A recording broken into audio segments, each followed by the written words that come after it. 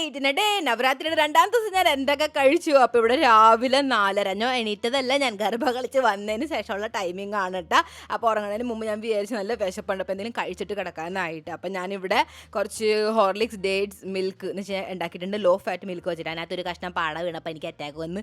കാരണം എനിക്ക് അത്ര ഫാറ്റ് വേണ്ട, ഞാൻ സ്ലിം ആവുമല്ലേ ഗൈസ്. അപ്പോൾ നമ്മൾ തലേ ദിവസം രാത്രി കുറച്ച് ലൈവ് ഡോക്കിലൊക്കെ മേടിച്ചിട്ടുണ്ടായിരുന്നു. കാരണം നമുക്ക് നാസ്ത എന്ന് വെച്ചാൽ സ്നാക്സ് കിട്ടിയിട്ടുണ്ടായിരുന്നില്ല. അപ്പം ഞങ്ങളൊക്കെ ഫ്രണ്ട്സും കൂടെ പുറത്ത് പോയാൽ മേടിച്ചിരുന്നത്. അപ്പോൾ അവിടെ വെച്ച് കഴിച്ചു. ഇത് പാക്കൊക്കെ ചെയ്ത് ഞാൻ മമ്മിക്ക് വേണ്ടി കൊണ്ടുവന്നപ്പോൾ കുറച്ച് എനിക്ക് വേണ്ടി കൊണ്ടുവന്നിട്ടുണ്ടായിരുന്നു.